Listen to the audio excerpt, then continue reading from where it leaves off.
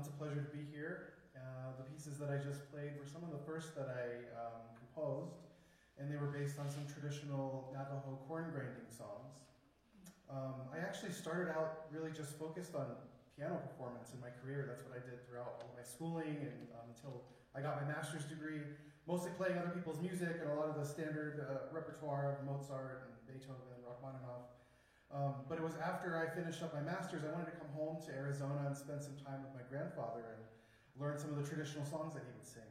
And that's sort of where this all started, was a personal preservation project of mine where I wanted to find a way to keep this music alive. And for me, that was really kind of combining my piano with the traditional songs and culture. So I started taking some of the melodies and setting them to the piano. And that sort of started this path, this journey for me, composing music that was inspired by my heritage. So I'm going to play another set of these pieces, which I called Navajo vocables for piano. Vocables is just the term, if you're not familiar, for the syllables that we use to carry the music. They don't necessarily have a meaning like a word, but they might have meaning. You might have heard this figuration coming back. That happens at the beginning of our corn grinding songs. It's sort of how we know that it's going to be a corn grinding song. And so a lot of these corn grinding songs don't necessarily have words, but they do sometimes. And they might tell a story, something lighthearted to add some levity to the task of grinding corn. One thing that comes, a theme that comes back is that of a crying baby, because often it was the women that did the corn grinding and dad was the babysitter. And so the lyrics might be something like, "Mom needs to hurry up because the baby's crying." So some of these have a little bit of a lullaby aspect to them, and I've combined some of that with also the hurry up aspect as well. So this is another set of 4 pieces based on corn grinding songs.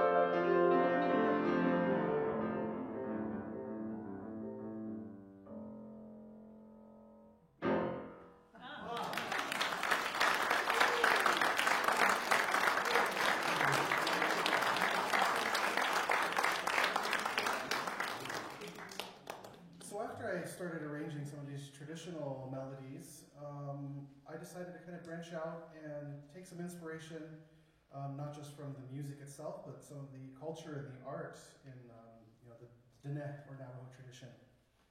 And so I composed a collection of pieces that were based on our creation stories. And so in our creation stories, we believe that we've emerged through 4 different worlds. The number 4 is sacred in Navajo because we have 4 directions. We have 4 sacred mountains, 4 sacred stones. A lot of our songs and our prayers come in 4s. There's a lot of repetition in the number 4. So that's why we believe in these 4 worlds. And in the first world, there were a few beings, and 2 of the first beings were the coyotes. One of them was the Great Coyote, and one of them was called First Angry, who is believed to have brought witchcraft into our world. And so I wanted to write some pieces that were based on some of these stories, and so the one I'll play for you now is about the first coyotes. And I've taken these themes, and my way of musical storytelling is creating these themes and then weaving them together in the other pieces that I'll play for you. So this is about the first coyotes.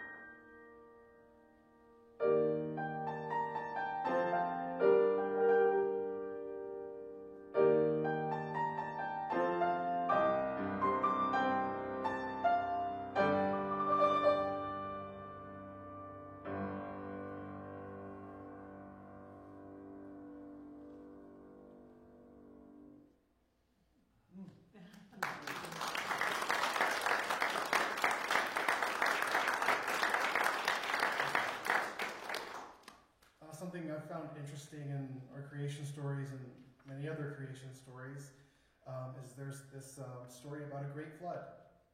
And in the Dene culture, we believe that in the third world, everybody was getting along just fine, except there was a water monster that lived there. And everything was fine until a certain being kidnapped the water monster's children out of jealousy and because the children had this beautiful hair. And so out of this anger, the water monster started to cause a flood. And so everybody had to move upwards into the next world, and we emerged into the fourth world, which is the world we're in now.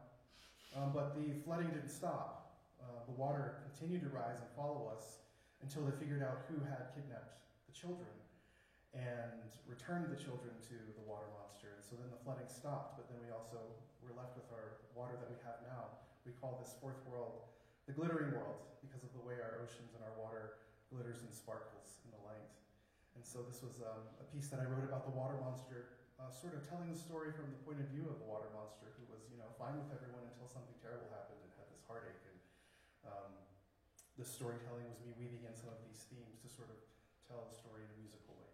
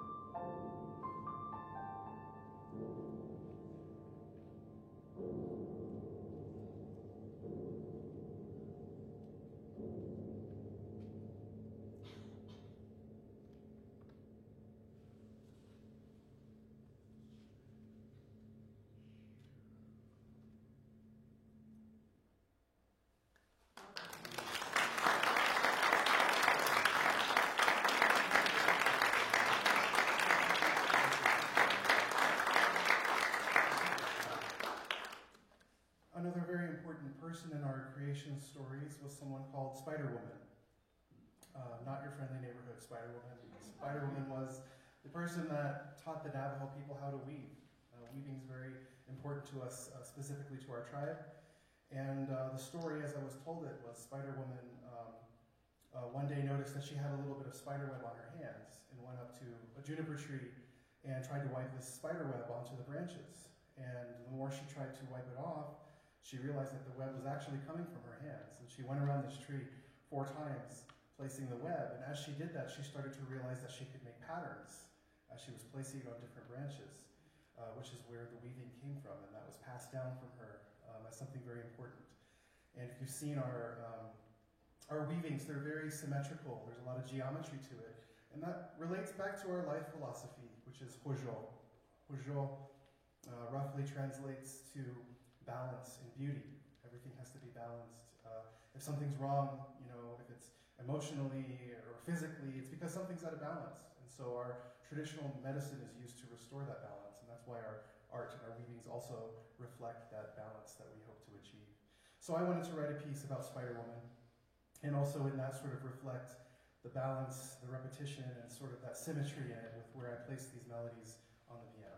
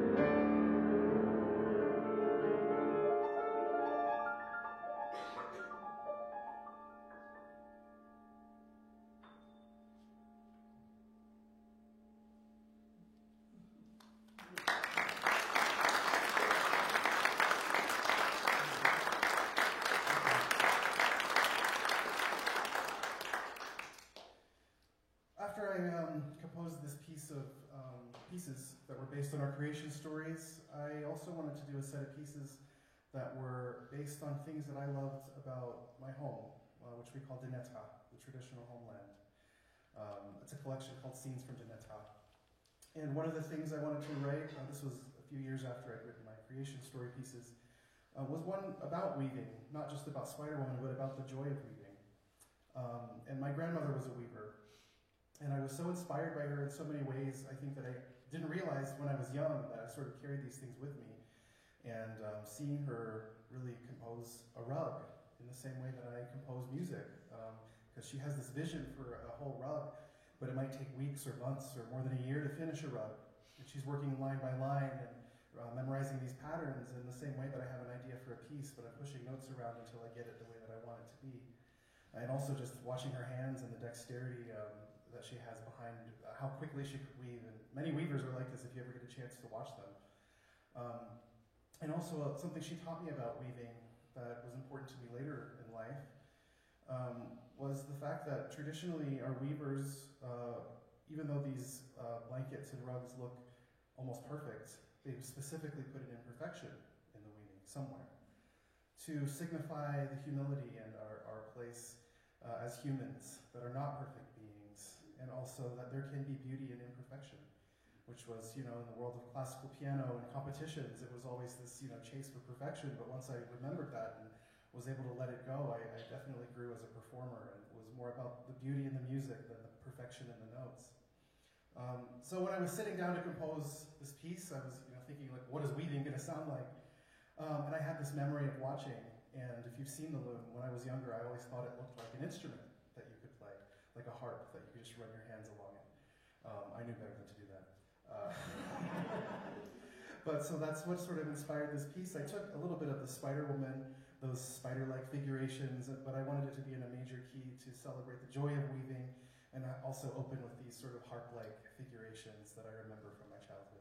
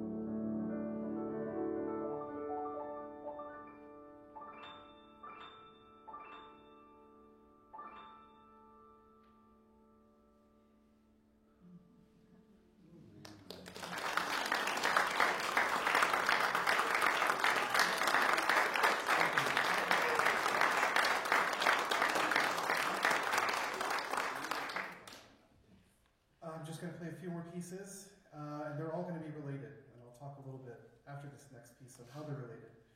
But the next one that I'm going to perform is about rain. We believe in two types of rain in Diné culture.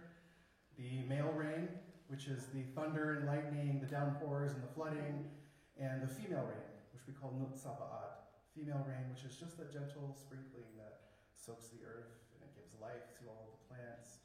And that's my favorite kind of rain, especially to experience that back on the Navajo Nation. It's very special to me. So I wanted to write a piece specifically about female rain.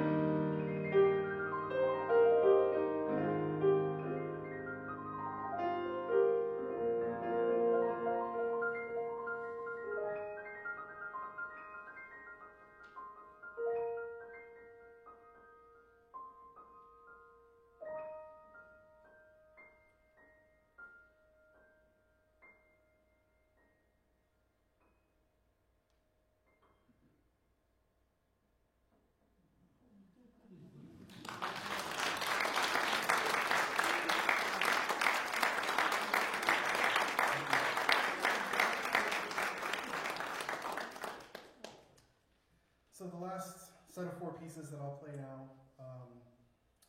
I called Sand Paintings for Piano. I was inspired at this time by visual art. And if you've seen the sand paintings, they're used traditionally for healing purposes, but now you can get them, and display them for works of art.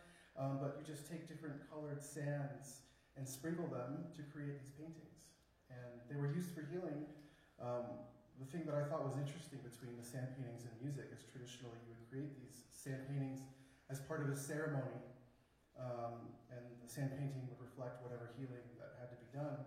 But at the end of the ceremony, the sand was collected up again and it was gone. And so that's kind of how we experience music, where you only experience it as the ritual is being performed.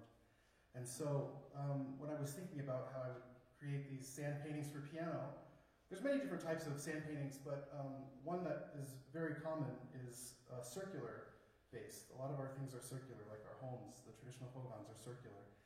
And so these sand paintings will have a circle with an opening at the top that represents the east. Just like our traditional homes, our door is always facing the east so that we can greet the rising sun.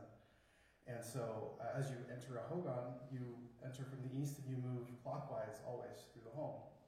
And in the sand paintings at the top, in this format where there's the circle and there's the east at the top, whatever's depicted is often repeated 4 times, once for each direction. It'll be the same image that's sort of rotated around. And so I did a set of sand paintings that were inspired by different elements that you see in sand paintings. So I did some about lightning and clouds and our sacred stones. The ones that I'll play for you are 4 pieces inspired by clouds, the clouds sand paintings. And clouds represent rain and life, many different things. So I wanted to take that female rain theme and sort of create a male counterpart to create this musical idea of what the cloud represents. And when I was thinking of how I was going to represent, the visual aspect of the paintings, thinking how can I rotate, a musical theme around this circle that sort of twists around. And so I did so using what's called inversion and retrograde inversion, just fancy ways of saying upside down and backwards. So those 4 pieces all actually have the same theme, just in different iterations. And you might not hear that and recognize it. You can have a theme that's... I didn't write that one. But you can do it upside down. You might not recognize it, or even backwards. So my idea behind it was to create these themes and rotate them around this sand painting circle. And so it actually starts out upside down, and it goes through the different directions, starting with the east, and ending in the north. And so the northern theme is actually the theme as it's supposed to be, back in its original form. And that's sort of how our healing ceremonies work. They take something that's out of balance, and we go through our traditional medicine and art and song, and that's meant to restore balance. So I wanted these to be sort of healing pieces that you could listen to, and by the end, everything's back in balance the way that it should be.